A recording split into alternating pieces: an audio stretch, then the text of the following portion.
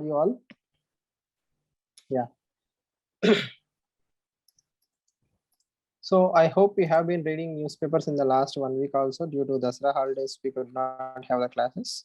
But I assume most of you have kept the tradition intact by continuing reading.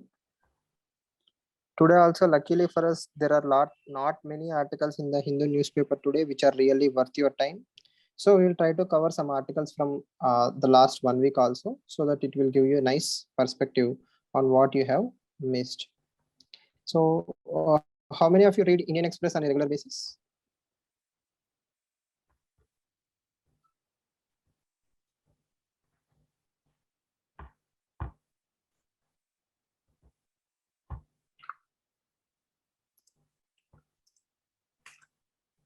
Okay, except Sumant. Okay, so most of you, I assume, are not reading Indian Express, right? Selected articles. Yeah, of course. Selected articles only. Hmm.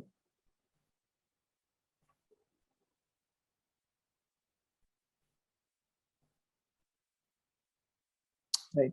So have you read this article, Subtle Burning article? Paying farmers not to burn crops will work.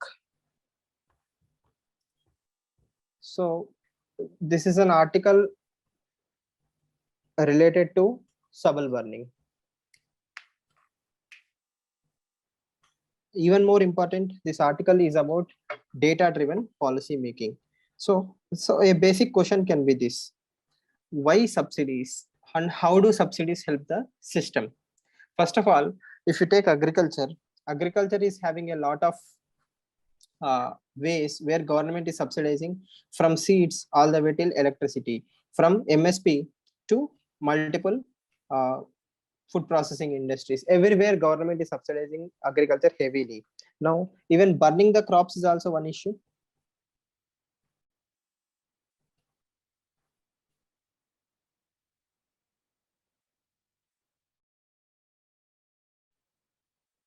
Right? Even burning crops is one issue.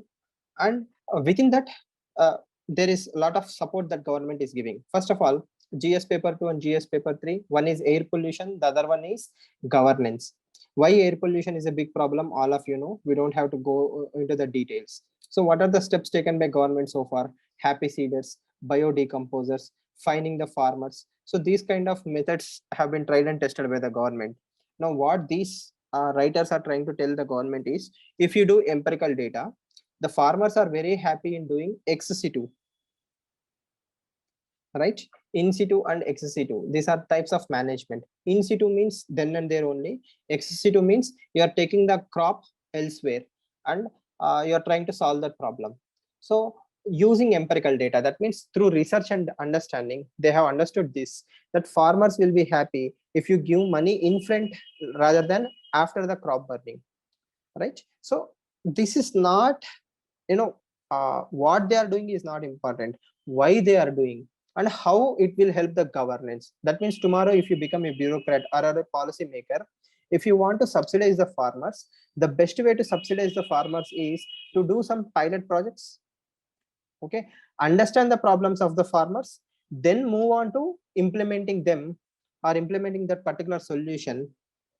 Uh, that is always a much better way. I hope you understand the logic of what I'm trying to tell you. Subsidies are an inevitable part of a welfare state. You will provide lot of subsidies, but what should be done is pilot projects. Once you do pilot projects, you will come to have some basic idea, facts in your hand on which subsidy is working, which subsidy is not working, what is more appreciated by the farmer, and above all, is this solving the problem in the first place?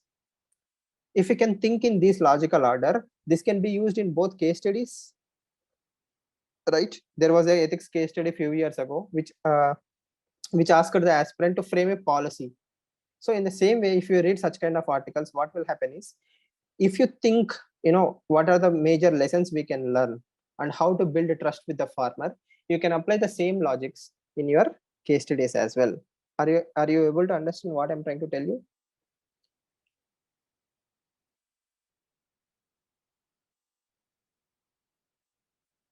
Data driven policy making should be logical, point number one. it should be backed by data. Out of whims and fancies, don't allow subsidies. If you allow subsidies, do some research, fine tune the subsidy, then only it will solve the problem. This is the core summary of the entire discussion. Clear? How will you use it?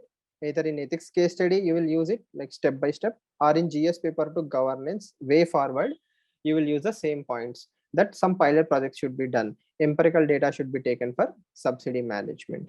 Now, basic economics question. Will fiscal deficit increase because of subsidies?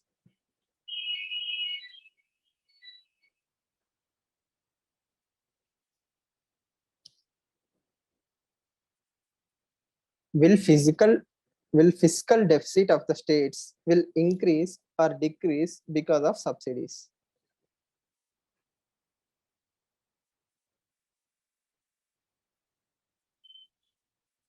All of you must have done at least basic economics, right? Indian economy basics. Subsidies will lead to increase in fiscal deficit. Sure.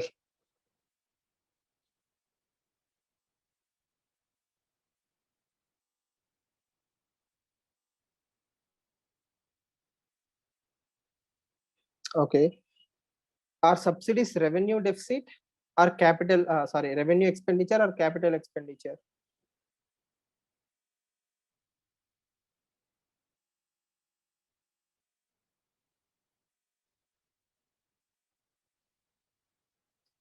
Subsidies are revenue expenditure or capital expenditure?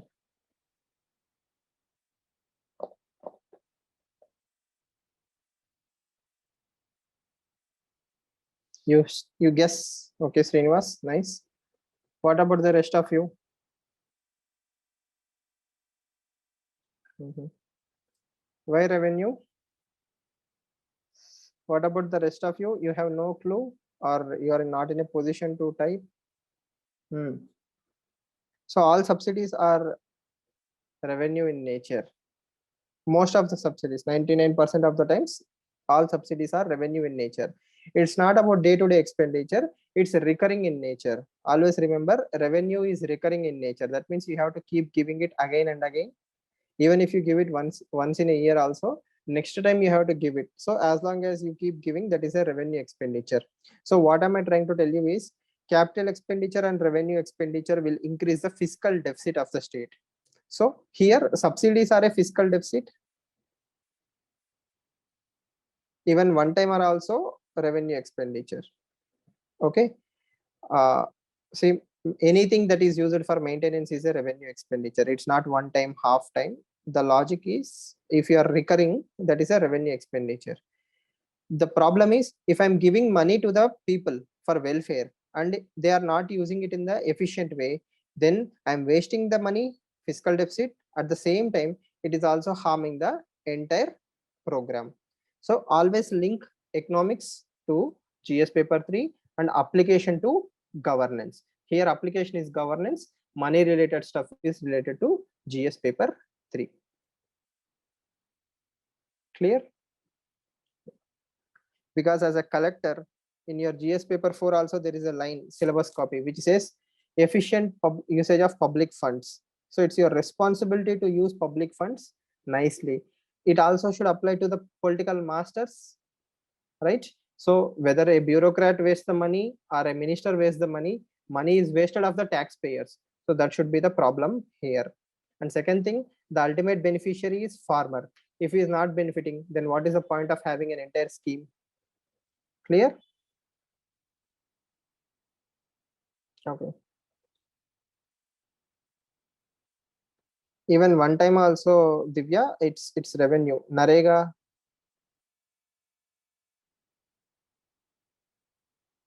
yes.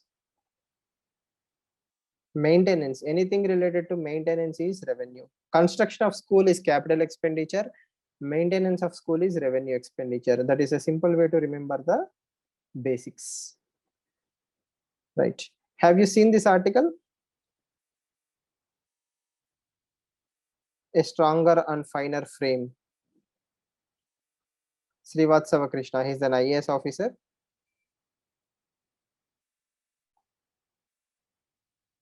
Anyone? No. Okay, fine. So how many of you know the term lateral entry? What is the meaning of lateral entry?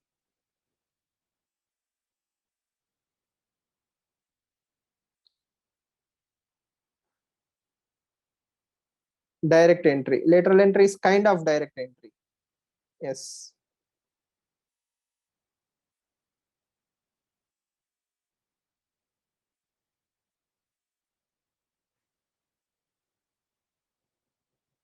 Not through civil service exam from the scratch, but let's say you are a CEO of a private company. You have technological capabilities, right? So such kind of people can be brought in and directly appointed. For example, Nandan Nilekani, Manmohan Singh, Raghuram Rajan, uh, Montek Singh Ahluwalia.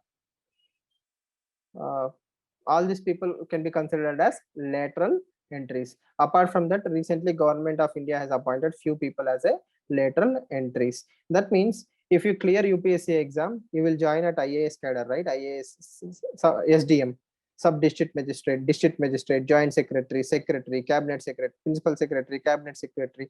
Like this, from day one, you are an IAS officer.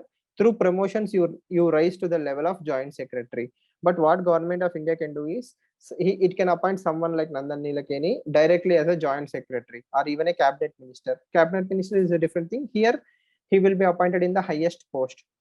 So the concept of lateral entry is for specialization.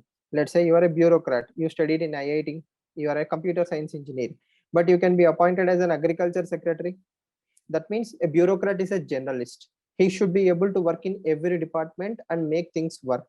That is his capacity. Whereas certain things in recent days, like artificial intelligence, blockchain technology, if these things have to be implemented in the governance, I need someone who understands cryptocurrency, blockchain technology perfectly. That is a specialist. Okay, or someone who have the experience of running a software company and who can use the same skill to help the government. For example, Neelak Neni for Aadhaar project, he was brought in only for Aadhaar project. Why? Aadhaar is a technological project. Not many IAS officers in the country are having that kind of expertise. So these things are known as lateral entry. Lateral entry is both good and bad. Mostly good, but it also has disadvantages. But let's not go into that particular discussion. Uh, the core reason why Modi government is trying to bring in lateral entry is to create some kind of competition and sense of purpose in the IAS officers. Let's say there is no competition for you as an IAS officer. If you put in 5 years of work, automatically 7th year you will get promotion.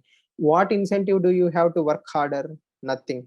But if a lateral entry job is coming to take away your post, you will try to prove yourself to the government, I am worthy. So that is one understanding here. Next, this particular article is about bureaucratic reforms. He is an IAS officer, he's talking about bureaucratic reforms, so it's really interesting. Why? First of all, the steel frame. There are three all India services: Indian Administrative Service, Forest Service, and Police Service. IAS, IPS, and Forest Service, these three are all India service. The rest are Group A and Group B services. Now, what did bureaucracy do to India? Bureaucracy kept India intact. That is why it is called as a steel frame. So during independence time, many people were vehemently against the Indian civil services, ICS services. They wanted to abolish the ICS services. Then Sardar Vallabhbhai Patel came in and said, nothing doing, we have to have the Indian civil services. So they changed the name from ICS to IAS. And from that day onwards, IAS officers, IPS officers, and all the bureaucrats of the country try to keep the country as one piece. Okay, that is why it is called as a steel frame. But if you see nowadays, that steel frame is having a lot of issues. It has become institutionalized, it has become corrupt, it has become lethargic. It is not proactive, it is more or less reactive. It still has a lot of red tapeism, right? And the selection process is not perfect. So like this, there are so many issues with the entire bureaucratic setup. Okay, so to avoid all these things, he is suggesting some measures. One of those measures is lateral entry. Other measures are like removing all the inefficient officers. Okay, as I have mentioned earlier, if you become an IAS officer once, if you work, if you don't work, it doesn't matter. Okay, even if you work also, you will be promoted. Even if you don't work also, you will be promoted. Then what is the difference between an honest officer and a dishonest officer? What is the difference between a hardworking officer and someone who is not working? That means system is treating everyone equally. That leads to lack of morale. There is no incentive for the honest people in the system. So that should be changed. Honest people should be appreciated, celebrated, promoted, whereas dishonest people should be removed from the service. So that should be the core target of bureaucratic reforms. Okay, that is one point. The next point is laws, rules and regulations. If you see this line, bureaucracy is a creature of constitution. That means, let's say, everything a IAS officer will do is bound by either constitution, rules or regulation. If you want to use a car, you have rules and regulation. If you want to be transferred to be a certain place, rules and regulations. If you have to take a decision, rules and regulations. That means everything that a bureaucrat does is strictly observed by rules and regulations. So this will actually hamper the freedom of the IAS officer. Okay, at the same time, it is very important to keep him under check. But the thing is, it is not working 100% for the in the favor of the officers. Okay, next we have judicial overreach, media, and political executive. So these three people will also hamper the work of a IAS officer. I will tell you example. Let's say you are an IAS officer. Bengaluru has a lot of traffic. Okay, Bengaluru has a lot of traffic. The minister of the transportation called you and said, I want the traffic problem in the Bengaluru to be solved. Then you will announce a new flyover. Okay, if a flyover is constructed from point A to point B, there won't be any problem in the traffic. Okay, this is what you have understood. Then once you start a project, once you announce a project, automatically some environmental damage will be there or something will be there. Then the court will come and say, stop this project. Okay, before even the project was born, court will come and say this project is halted. Then how can you solve the problem? But the minister is sitting on your throat that he wants you to solve the problem, but court is saying this is sub judice, nothing doing. Okay, and the media will bring its own narrative. So when these three people are suffocating you, how do you expect an IAS officer to solve the problem? He needs to find some alternative solutions which will satisfy each and everybody in the society, and that is a very difficult job, right? So not only this, let's say there is a bona fide mistake and a mala fide mistake. Bona fide means you started a housing project for the poor people. Okay, the project was constructed near to some minister's lands. Then somebody will say that is corruption because minister's lands are there. That is why this particular IAS officer has started a project there, which will increase the real estate value. So some criticism will be there. But it was a bona fide decision. That means only for the welfare of the people, you have started a housing project. For the welfare of the nation, you have gave coal license. So every decision you take can be scrutinized by both media, politicians, and judiciary. So recently, what happened? A IAS officer was arrested by the CBI. Okay, from that day onwards, all IAS officers have stopped, signing the files. They don't want to take any risk because 3 months down the line, CBI will come and arrest me. That leads to policy paralysis, right? So all such incentives which will demotivate an IAS officer should be removed from the system. That is one important lesson that Mr. Srivastava Krishna is trying to talk about. Next, the last two paragraphs are very interesting and very important. Why do we need to have such a huge amount of bureaucracy when everything can be digitized? Yes or no? If a lot of things in the system can be digitized, automated, everything will happen through online. Why do we need such a huge amount of unnecessary expenditure? We can reduce the manpower. At the same time, we can make the system very effective and efficient. Yes. And last point is he also discusses about uh, a $5 trillion economy. That is a dream of the prime minister, right? See, this is where you can learn answer writing. Think about it, how he concluded. He told all the points you can think about bureaucrats, both positive and negative. And he's saying, what is the purpose of all these things? Why are we doing all these things? The only reason why we are doing all these things is to make India a progressive nation, to make India a smart power, superpower, right?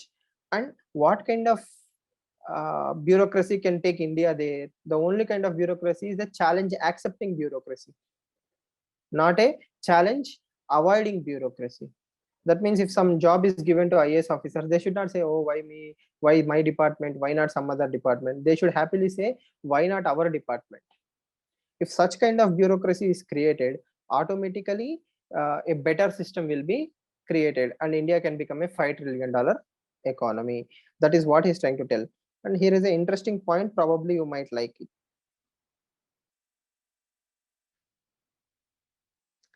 If you see the fourth line, first three lines, he's saying in interview in UPSC, once you clear mains, you'll get interview call, right?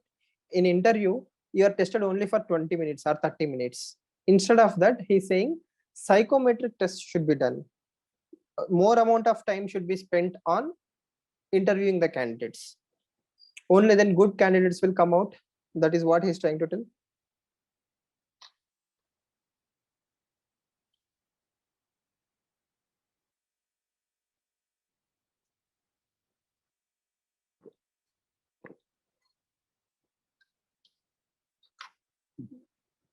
So simply put, will ethics paper make you more ethical?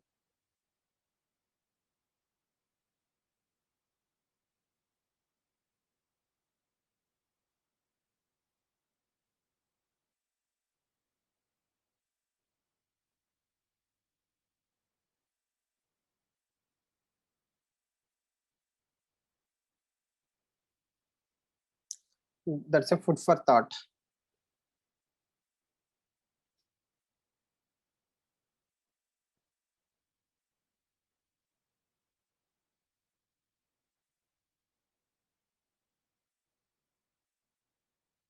Okay.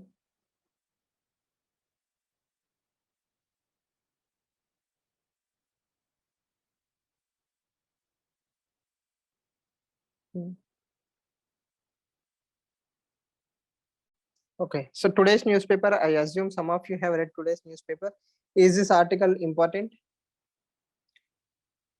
Ethics paper can be easily manipulated by the candidate without bringing out the true thoughts. Okay. That's a very nice way. It's not very easy, but it's doable. Few years ago, there was an IPS officer who was arrested by CBI while he was trying to cheat or allegedly cheated in the prelims exam. So, and he got a very good score in ethics paper the earlier year. I mean, the year in which he got into service. Okay. 2 more migrant workers killed in Jammu and Kashmir. So, we will understand two things. The first term is lone wolf attacks, right? Second one, state sponsored terrorism. Third one, collateral damage. Why collateral damage is the more important theme here? In 1990s in Jammu and Kashmir, what happened is similar kind of targeted attacks happened. Kashmiri Pandits or Kashmir Pandits were attacked deliberately. They were killed, they were raped, their houses were burnt down. So it was a message to a particular community to not stay in that particular location. Okay, so they were driven out deliberately. And fear is a very powerful thing.